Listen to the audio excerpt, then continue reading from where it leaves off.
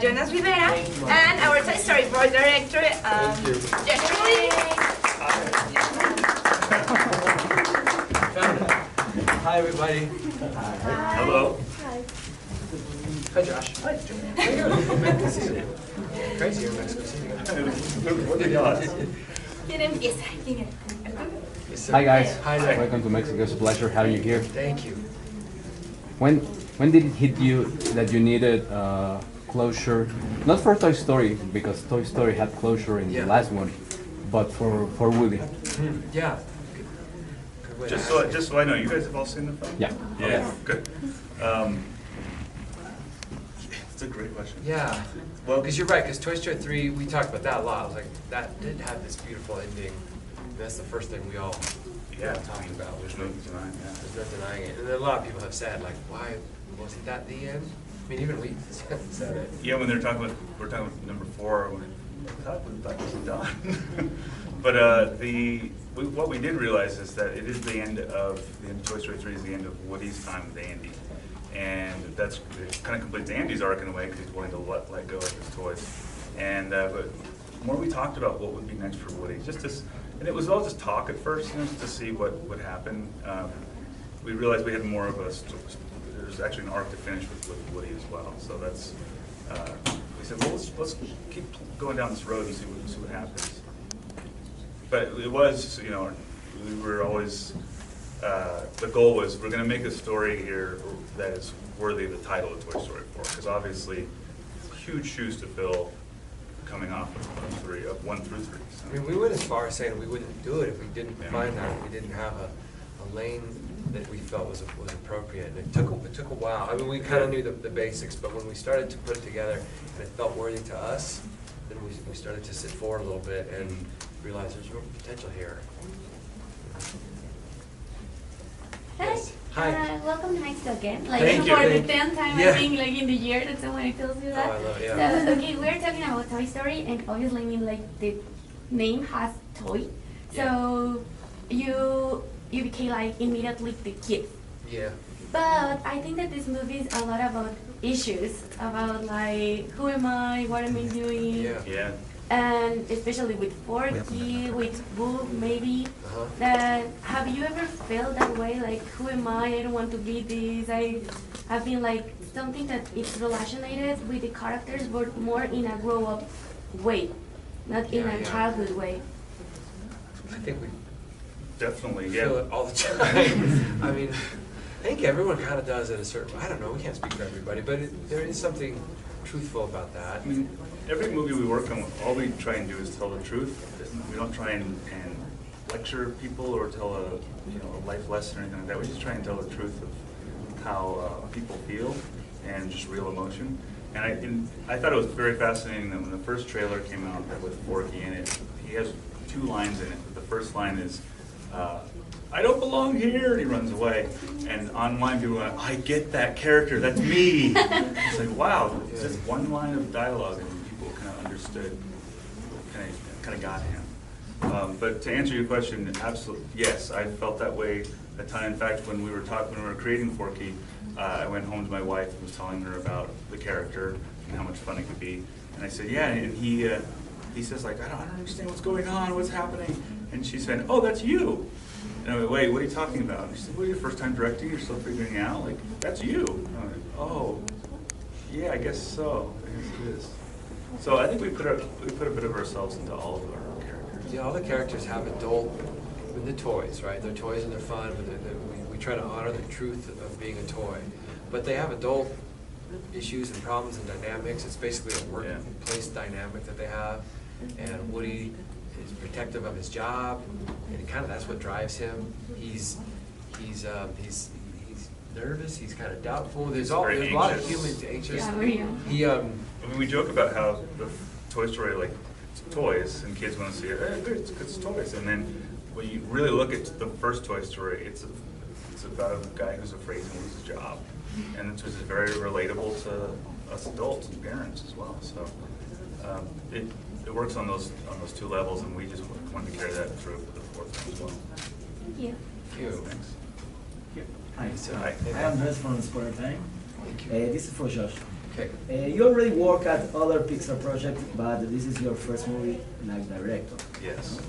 And what did you contribute to the story, and how did you feel about making your debut with the Toy Story film? Wow. When I was asked to direct the film, it was a huge honor. I was very excited about it, and I was extremely terrified at the same time because it's a Toy Story film, and we love these characters. And at Pixar, they the first CG film was Toy Story, and that kind of allowed us to do more films at Pixar. So it's kind of the foundation of the studio, and we really love them and care about these characters, and they are like family to us because we're spending so much time with them. So it was a huge honor, and I'm very excited that I was able to do this. And your first question, the first part of your question was about What did you contribute to the story?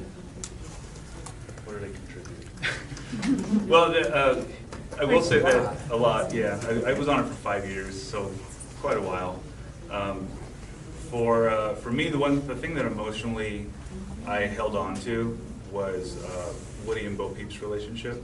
I looked at my own relationship with my wife and how when we met in art school together, and how I had kind of one way of thinking, and she had another way of thinking, and kind of opened my eyes to that, and also just had so much confidence in me when I had none in myself.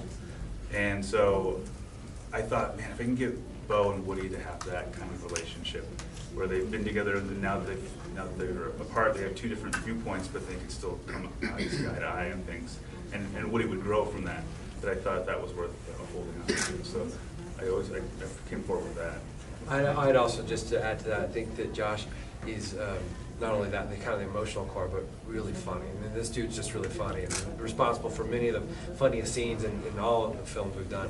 And so when I kind of blur my eyes and look at the film, I think it's of the fourth. It's on top of all this stuff, it's the funniest one. And I think that's just because that's your taste and sensibility, and it's really, I think it's really going to be fun for the audience.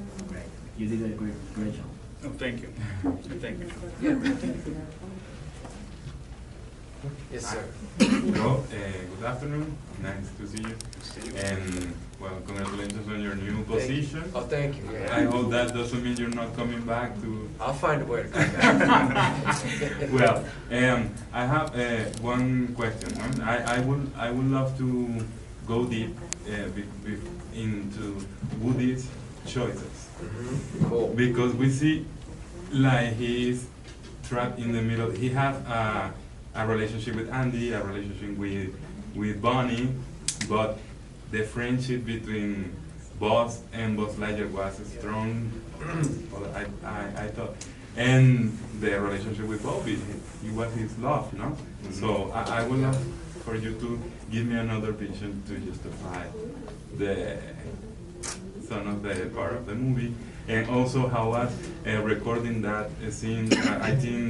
I think Tim was very emotional. He couldn't even finish, and he recorded backwards. Yeah, to right. you, Yeah. that's what I heard. That's right. So,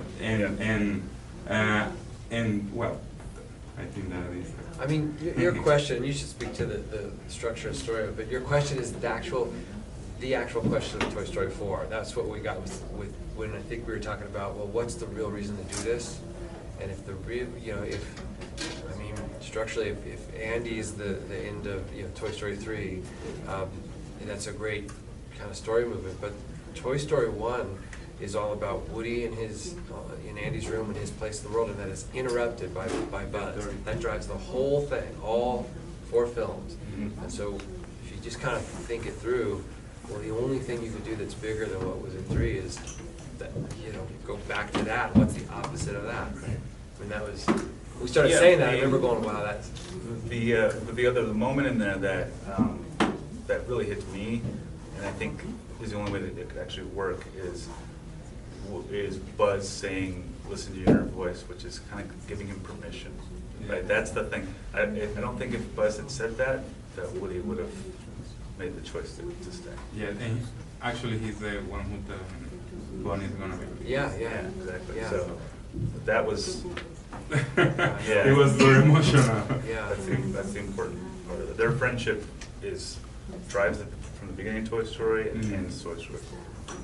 is a part of the maturity of life.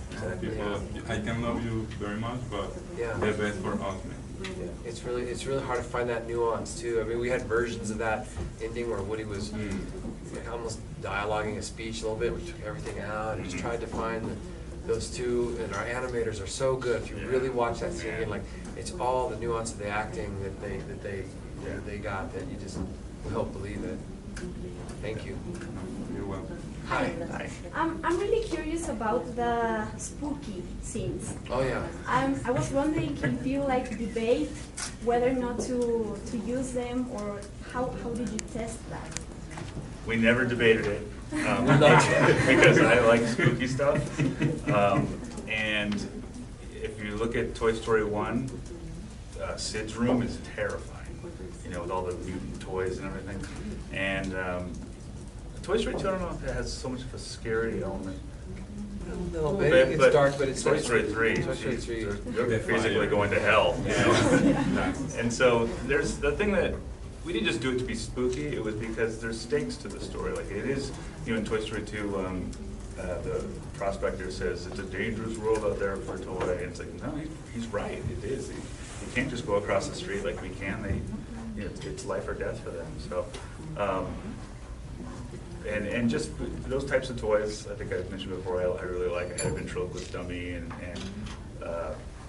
it was fun. Just antique stores are kind of spooky too. So we Kids don't go there. Yeah, there's certain things you just look at it like a dummy. It's just creepy. You don't have to move. Or even a baby doll in some regards, right? And so I think it's back to the toy truth of it all. I just I am bumping around. We thought that stuff with the dummies and even with Gabby, that was one of the first scenes where like, oh, there's the movie. Like that felt like Something new. Felt new. Felt like something we hadn't seen before. And then the other thing that made it even crazier was the animators. You know, we're always trying to stay true to the truth of the material that these characters are made of. So Woody doesn't walk like a person; he walks like a rag doll, right? He can bend and get stepped on and all that stuff. So with the dummies, a dummy is built to sit on your knee and head move, but it's not built to walk. So the animators were the ones that tried having them kind of like step on their heels and just this real weird way, and it started to look like zombies a little bit. And I loved it. I was like, yes. I also love that the dummies are made to talk. You know, you make them talk, so they're the only ones that don't talk. You know, like they actually just have You have to have some weird person. vocalizations. Hi. Hi. I've got her question here, and her question is, what was your intention when giving more weight to feminine characters in this movie? Well, you know, we started this movie five years ago, and we've always worked hard. I don't mean this to just sound like a blanket statement, but we've always worked hard to have really good gender balance and strong female characters in our film. We both worked on Inside Out, where we prided ourselves in joy as a character. It's one of our joy and sadness. I think two of our favorite characters we've ever worked on.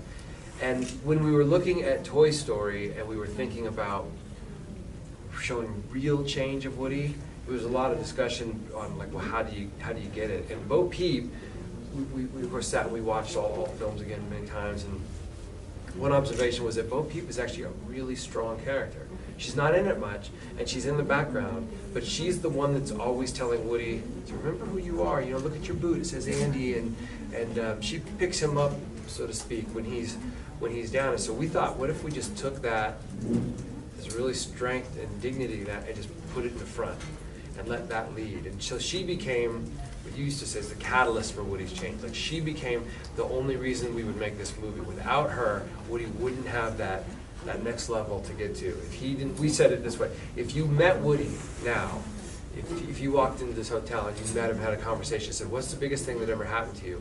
We wanted his answer to be the second time I met Bo Peep. That's knowing everything he's been through. We wanted her to have that much impact. So she just became the core of the film, right? And we just worked hard to, we weren't trying to chase down an agenda or necessarily, but we want her to be nuanced and real. And we may have talked about this with some of you, but there was a group of the artists that we work with, animators, some people in the art department, character modelers, people that build the characters, story artists, our writer. They kind of started calling themselves Team Bo. They're all women, and they would say, they would just kind of take her, even away from us a little bit. Like they would kick us out of the room, and they would say, we want to think about. We don't want her to become a trope of any kind. We don't want her to become a stereotype. We want her to feel very real and nuanced. And so we just did a lot of work to make her. And Gabby and Giggle and and Jessie and Dolly and the ensemble is full of really great characters. Trixie but we wanted both to shine. So that's a long way to go. But it wasn't necessarily, in short, chasing down an agenda to empowerment. It was just more about truth, authenticity. It wasn't an agenda, but I gotta say I'm proud of it. I love that there's probably more female characters. I should check this before I say it, but I think there probably are more female characters in this film than the other Toy Story movies, I'm guessing. Yeah. And I love that. Why not? Here's the other thing, just to add to that. It's interesting. I worked on the first film. I was an intern and a production assistant, but I've been there through all the films and through many years, as have you. And we're just seeing a change at Pixar. I mean, so it's an organic change. If you were in our story room now from Toy Story 1, this isn't a knock on Toy Story 1, but it's half women now. And in a lot of departments, we have 4 directing animators, and 2 of them are women. And our head of story is Valerie Lapointe, our writer Stephanie Folsom. So there's just more, I think, just opportunity to have truthful characters. It's less just to say it this way. And they would tell us it's less guys thinking they know what a girl would do, which we've probably done, and more hopefully from that point of view that's a little more nuanced. So. Hi, which is the most important human value in this movie? The most important human value. Human value.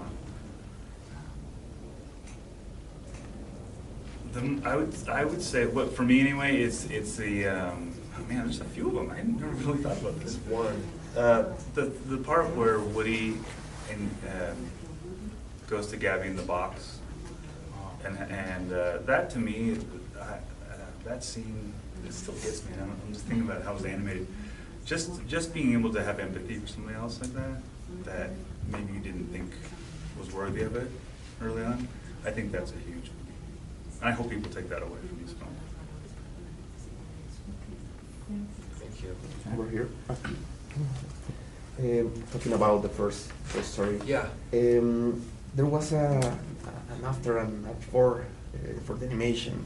So today, how do you see this change of the industry, the future of the animation? Yeah, you don't just mean technology, you just mean animation? Animation and technology.